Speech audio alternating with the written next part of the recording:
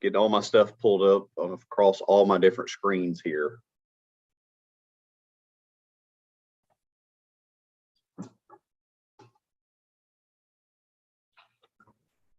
I'm gonna grab a quick coffee refill. Okay.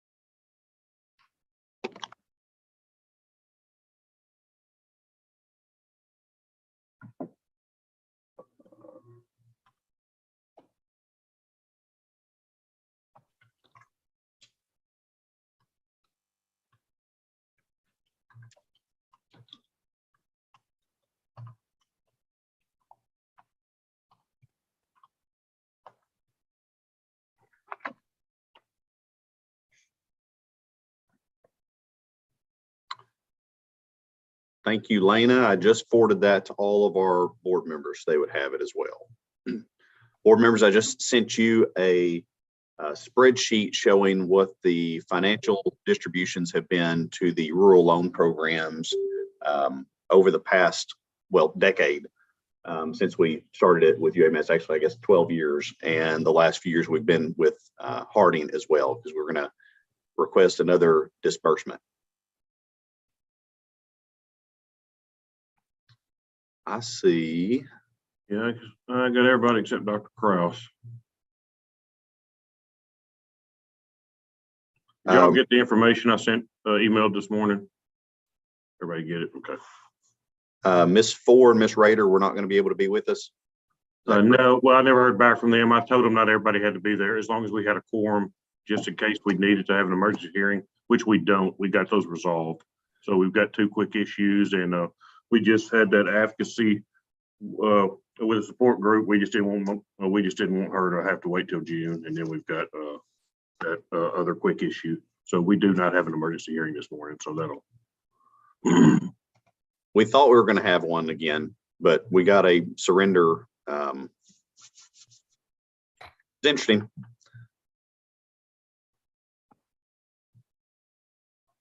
Well, Dr. Mitchell, I've got 11 o'clock if you are ready. I'm ready. So we have, I guess we're calling this an informal board hearing since we didn't have an emergency. Is that how we're calling this? We have a quick meeting for a couple of issues that we did not want to have to postpone until June. We did expect to have an emergency hearing this morning, but we were able to get that issue resolved, thankfully.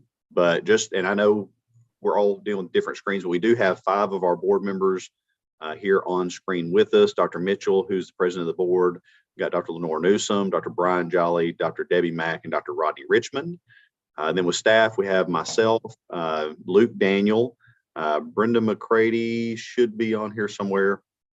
I think she may be in somebody's office. Lena Whitmore, there comes Brenda. She's coming on now, and Jennifer Bergen. And well, if we want to start with support group, Mr. James, I'll turn it over to you. He's on the phone. We'll give him just a minute. Okay. Yeah. Sorry about that. Do y'all want me to go ahead and go? Yes, sir. Okay. Thanks. Okay. Well, I'm with Leanne Brewer today. Executive committee of the pharmacy support group voted on advocacy for her to work 20 hours. Her preliminary consent order was signed on 3/9/2021. As soon as she signed her consent order, she went off to Cornerstone within a couple of days. Did well at Cornerstone, got back from Cornerstone on June 10th of 2021. we received her, and then she signed her support group contract on 6/4/2021. We got that signed while she was in treatment. She is very gung-ho about getting on board and doing everything right. So she signed it before she even got back, got her into the system. She's been checking in ever since. Her check-in history, she's had 0 missed check-ins. She's had 24 tests, 18 negative, 4 values out of range, and 2 dilutes.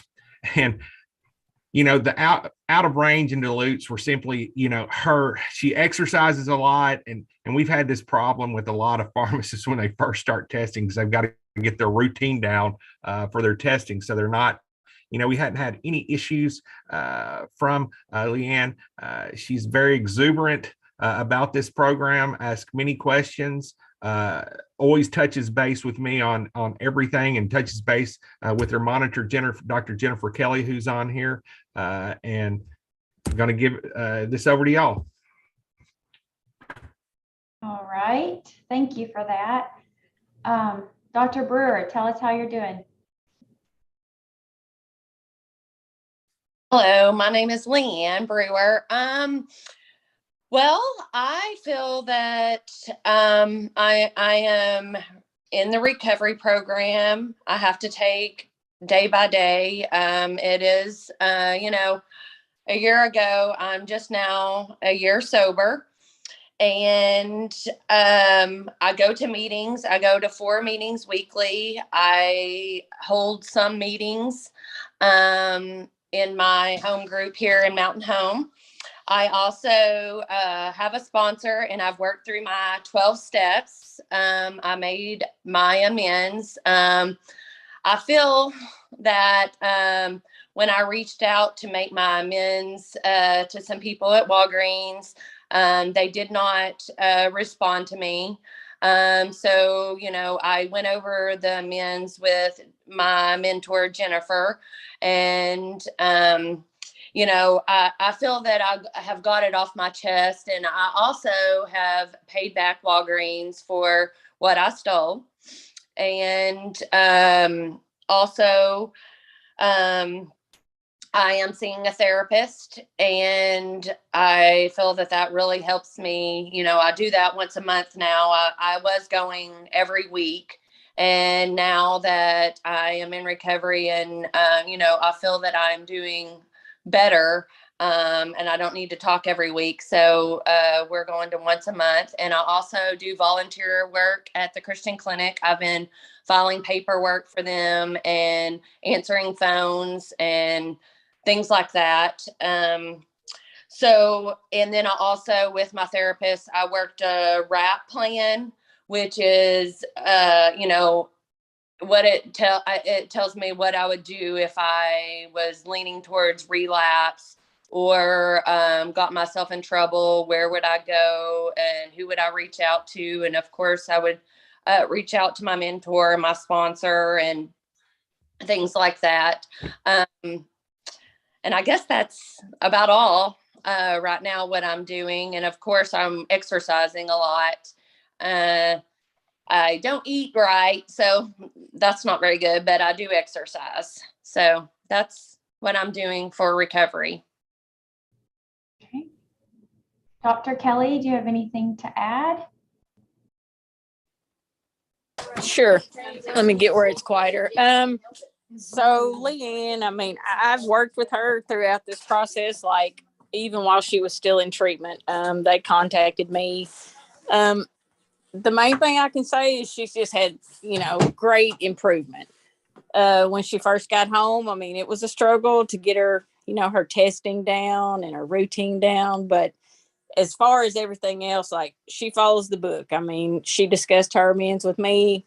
She was a little disappointed that Walgreens, there were a couple of people that didn't reach out to her, but she's handled it well. She contacts me regularly. I see great improvement. I actually put her off a couple of months before she asked to return to work. So I feel like absolutely she's ready to return to practice. Any of the other board members have questions for any of these 3?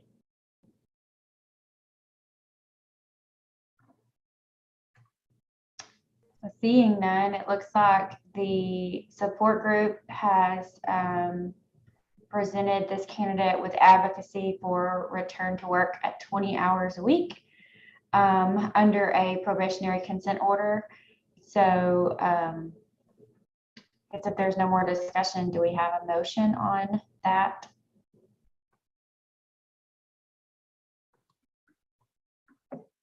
I'll Dr. make the Mason? motion.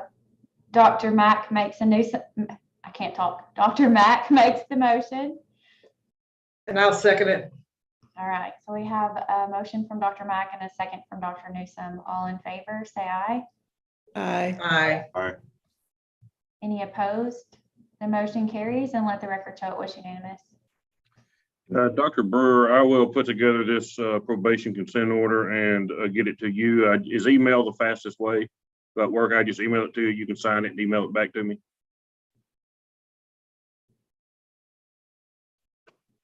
Dr. Brewer, can you hear me? Yes, sir. Okay, if I'll put together this probation consent order and I'll get it emailed to you. If you'll just sign it and email it back to me. All right. Yes, sir. I'll get it sent over in the next day or two. And Okay. you guys just want the usual clauses in the 5-year contract to be sure we've got that on the record for everybody. Yeah, I was just gonna do the standard one Yeah. for 20 hours with a standard community service, et cetera, unless there's something different. I think that's it.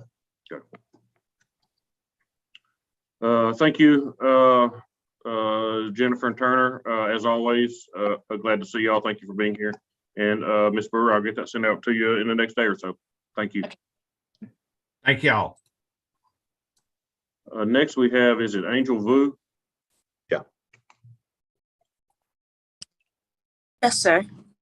Next we have Ms. Vu. She is a student scheduled to start rotations in May. She has taken the law exam twice and has not received a passing score on that. So we set her here today to discuss, I guess, her issues or whatever with the board. And Ms. Vu, was anybody from the college going to be on here today? I didn't know. I know that Dr. Phillip was aware, but I see Dr. Curtley shaking his head. Okay. I don't believe so. All right. Thank No, I you. don't think.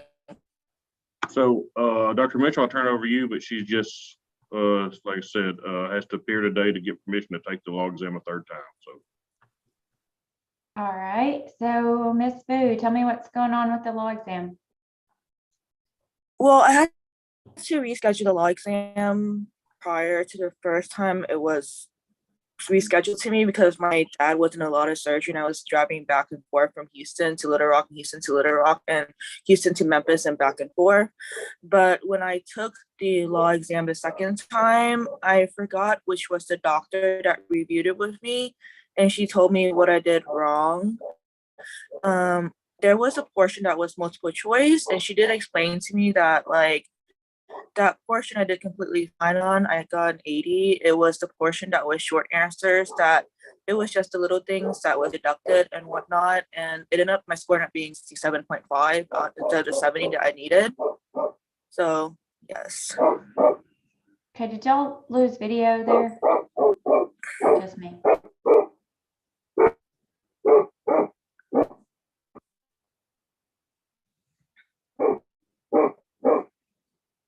Okay.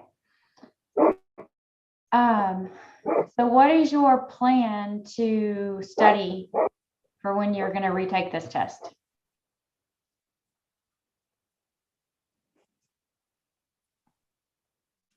Well, when I did study for it, the first and second time I did watch the review, but I plan to watch this year's review as well as last year's review, as well as the points that he made during the review, go over the law book and highlight each one. I noticed that I have issues with just the little details, like for example, for one of the questions was consulting, instead of saying that the patient shall be consulted for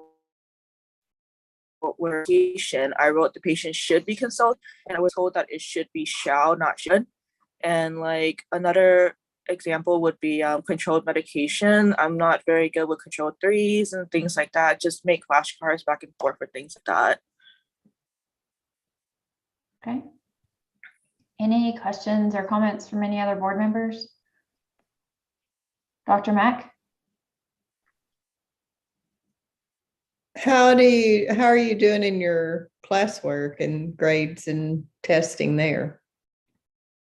I'm doing okay. All my courses right now are above 70. So right now I'm doing okay. I'm on my last didactic year before rotation. The only class I'm struggling a little bit would be therapeutics. I am in SI and I do go every week on Tuesday from like 3 to like 4:15, 4:30 and whatnot. That's because for SI we have a requirement that we need at least a 73 test average, and my test average is 71. So that's why I'm in SI.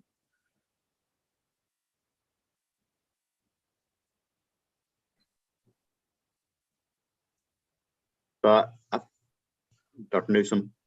Yes, I was going to ask, do you have a study partner? No, ma'am, I do not. Okay, is it any way possible for you to find a study partner? I can ask because I think beginning the year they did do a study group for everyone just to sign up, but I do have a couple of contacts I can ask in the class if they have any availability for study partners. Okay, you may want to give that a try. Oh, I'm done. Anything else from the board members? Yes, ma'am.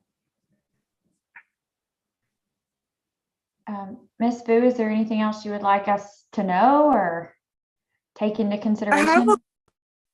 Sure. I have a question. When she reviewed not really reviewed, but tell me what wrong was pretty much the short answer portion of it. It's just little minute points. That being said, English is my second language, so a little thing here and there. Should I expect like short answers if I were to take the third one again and like study the little minute details, or like it's just those kind of things? Like, do I? Yeah. I can tell you that version 3 of the test is very similar setup to version 2, and the content across all 3 exams is very similar.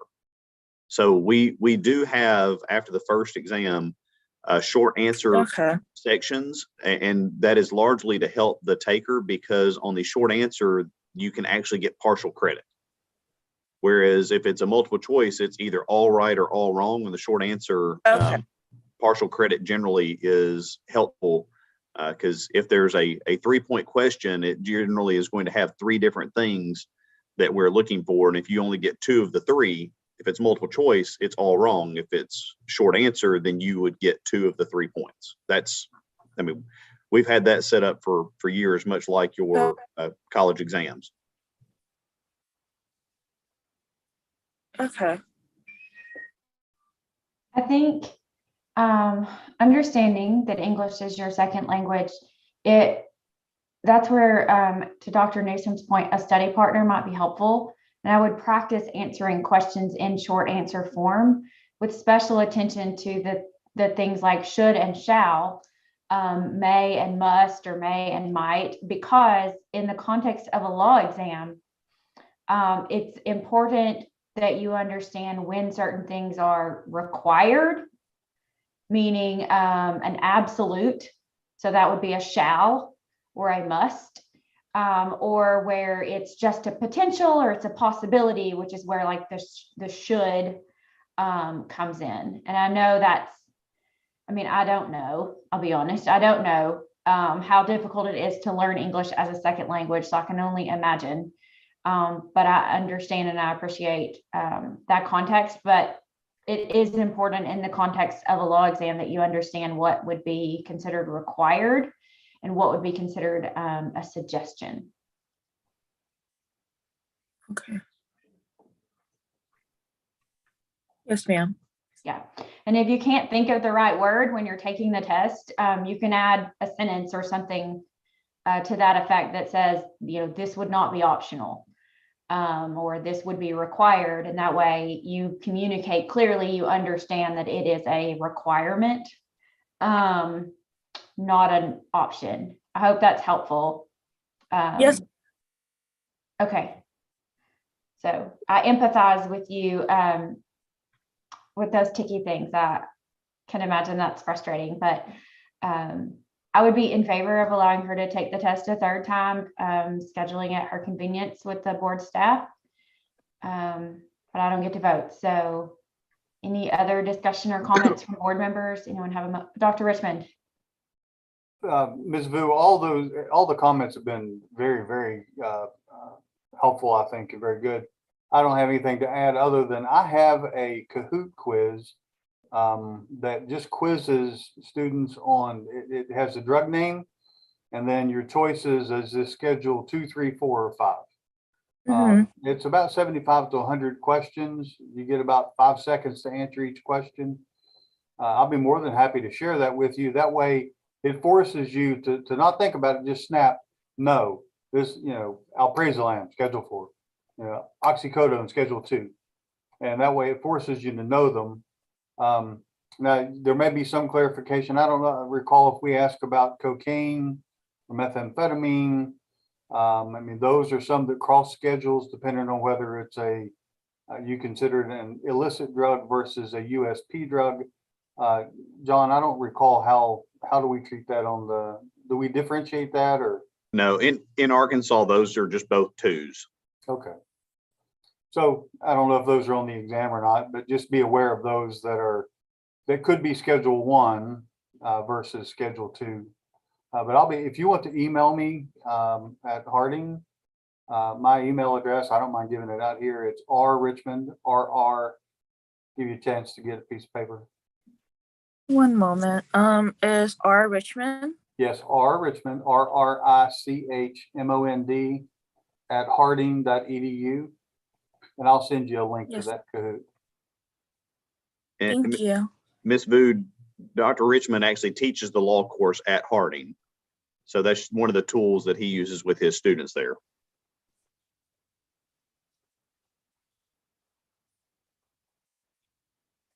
I think she's frozen. Yeah. Anybody else?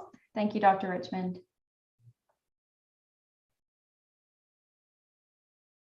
Oh, it looked like Ms. Vu was talking, but she's muted. Yes, ma'am. Able to hear me? Yes. Excuse me. I heard Dr. Richmond and I got the email. Thank you very much. You're welcome. I'm not exactly sure if I was frozen or but yes. Good. Okay. Do I have a motion?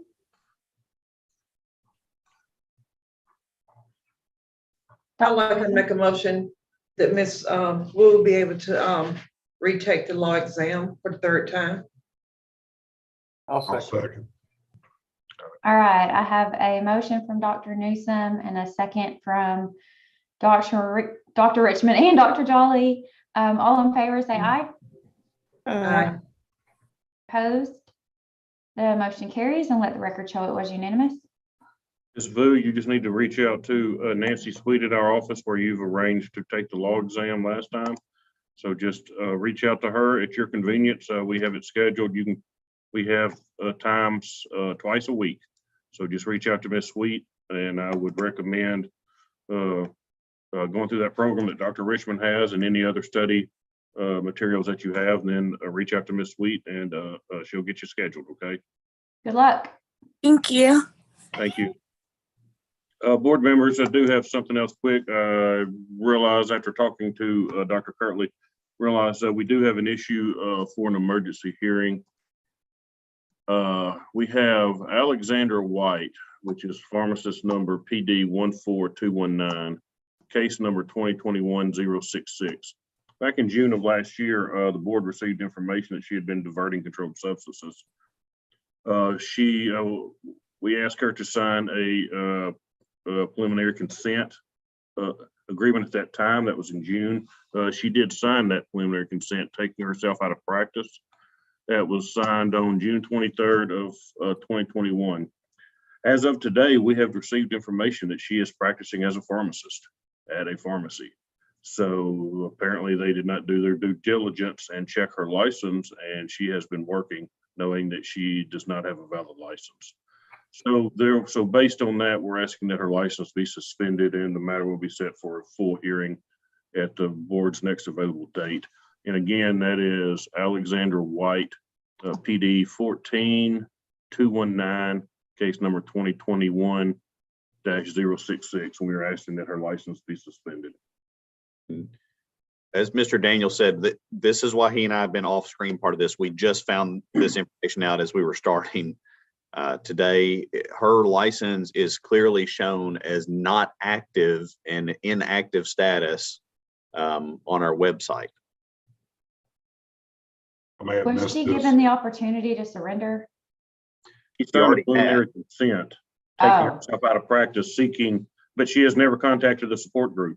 I talked to Turner earlier. He did not know her name, had no recollection that she'd ever contacted them. So she was supposed to get in contact with them, supposed to go get a evaluation, and she has done none of that. And we find out today that she's been working in a pharmacy. Dr. Richmond. Does this pose an issue for the pharmacy as well? I mean, It Yeah. does. We will bring them in as well. That was. We're not asking for anything to be done today on the pharmacy. They've been made aware of it, and she will no longer work there. But yes, the pharmacy itself will be brought in front of the board. I think we all three have the same question. Yeah. Yes. Okay. So we're just working with her today just to get her out of that because that is the immediate issue. But yes, the pharmacy will be brought in.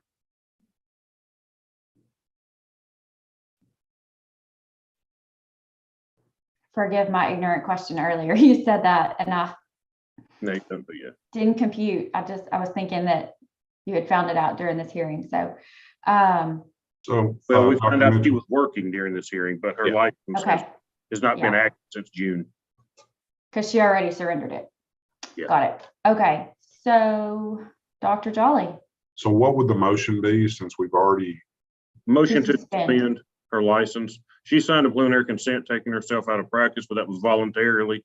We would like board action to suspend her license that she has been working, and that will be set for a revocation hearing at the next available date. It has to be set for a hearing by law after it's suspended. Dr. okay, Mack? What did she do at renewal? Didn't we just renew? Yeah, but they actually still have, I guess, 3 more days, but let me look and see. Now, she can't renew it because it's not active. So she's been working, I mean, so in 3 days, once she couldn't renew it anyway, I mean, it wouldn't have mattered, but she's been working without a license regardless, but she was not able to renew it because it's not active. Yeah, even if she renewed it in inactive status, it is not, she's agreed not to use it. And we literally heard a rumor this morning she might be working and had a staff member verify and poke his head in our doors and tell us, which brought us to this. So the voluntary suspension is not working. We are asking the board to directly suspend her license, and we will continue on with the case from here. She will be in trouble. The pharmacy will have larger issues than us. so we know she's maybe a little bit of, we know she's been working doing pharmacist duties with Yes, we found that out. We know pharmacy. as of this morning that she has. They're getting us, the pharmacy's going to get us their documentation that show when she worked, but they did confirm that yes, she has been working there as a pharmacist. And we're not going to say pharmacy's name since they'll be coming in later, but yes, we have confirmed that she has been working as a pharmacist. But to John's point, the insurance companies can go back and recoup anything they paid. Yep. Because it's not a valid prescription if it wasn't duly dispensed by a licensed pharmacist. Yep. The company better just give it back before insurance decides to recoup. Yeah, it's a big mess. So, do I have a motion? Make the motion. I'll second. All right, I have a motion from Dr. Jolly to suspend this pharmacist license and a second from Dr. Mack. All in favor? Aye. Aye. 4 ayes. That is everyone. So the motion carries and was unanimous. Thank you. That's all I have. John, you have something? I do. And I was able to follow up quickly with Dr. Mitchell earlier. She and I were able to meet with the two colleges of pharmacy earlier in the month regarding the rural loan programs. We had 4 applicants at UAMS and 3 applicants at Harding University.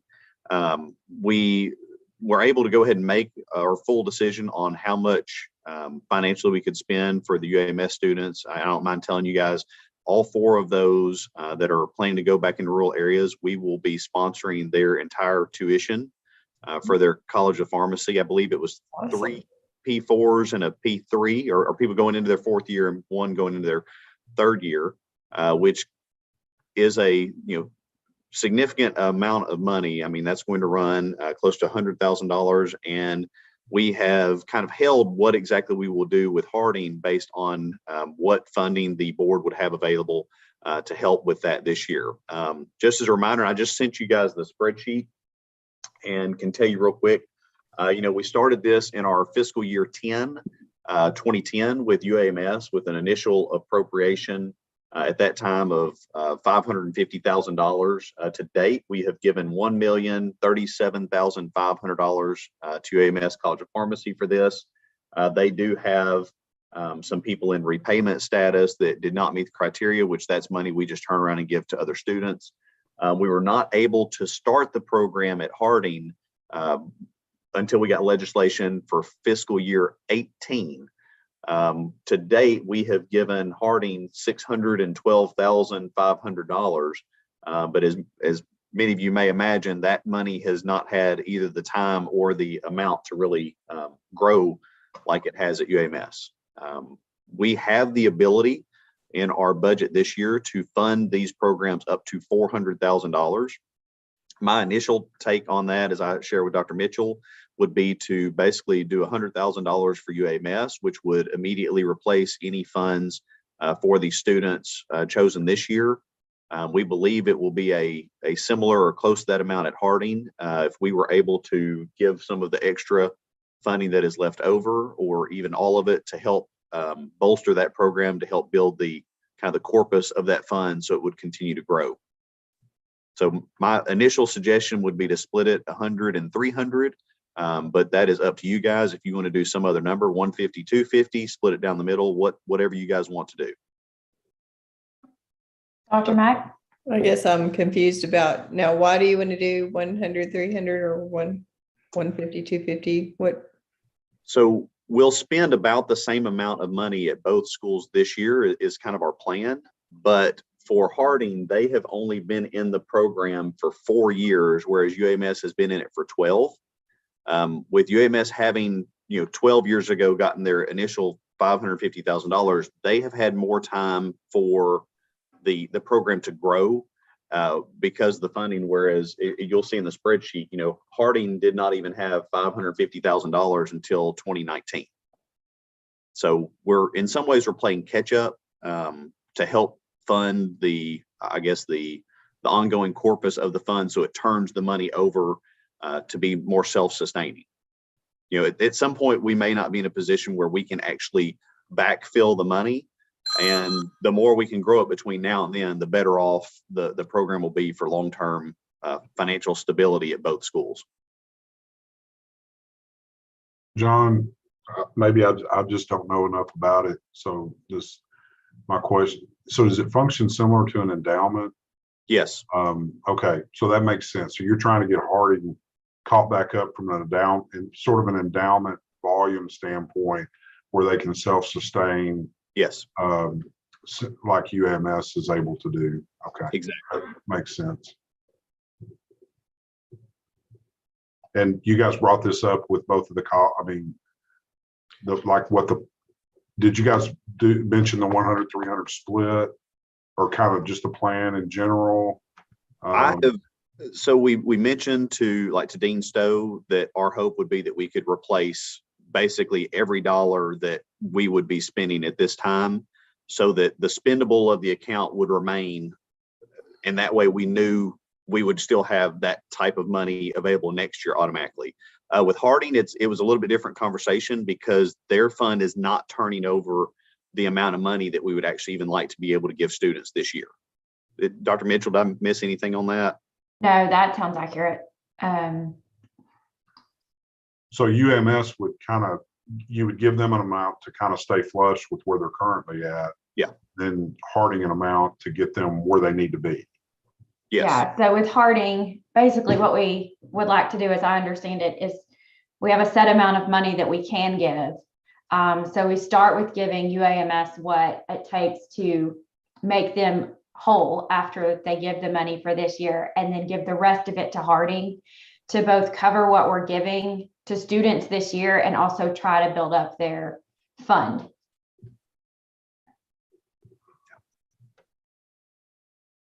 Dr. Richmond. It's just probably prudent at this point. I'd like to abstain from discussion just for obvious conflict of interest reasons.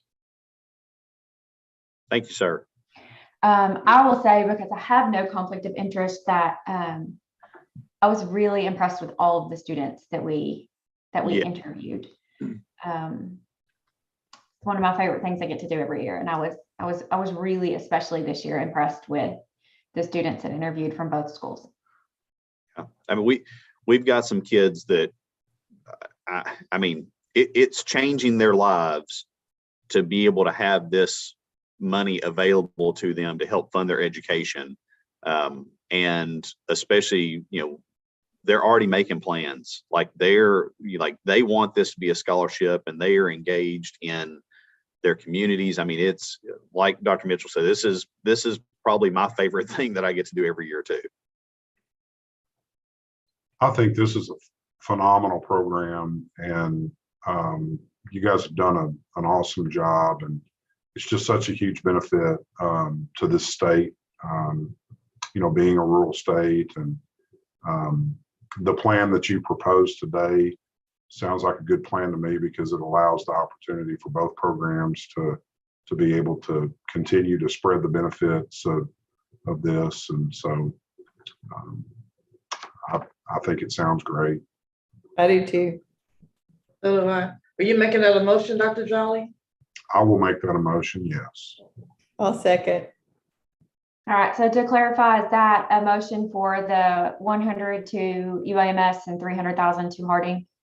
Yes, I'm in favor of that based on what it's gonna, what the end result will be. And Dr. Mack, do you still second? Yes.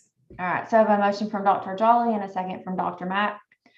All in favor, say aye. Aye.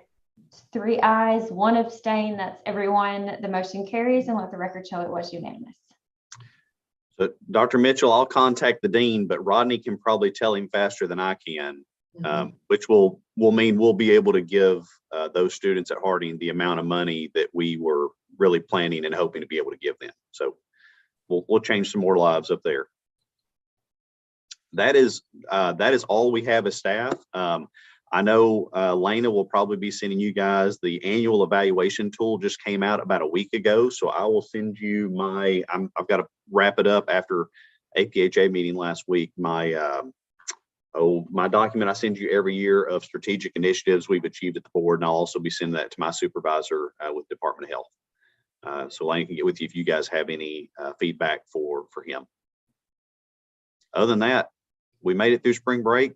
Hope everybody's enjoying the weather while we can. Yep. Thanks, everybody. Good to see everyone. Yep. Thank you guys. We'll see you later. Bye.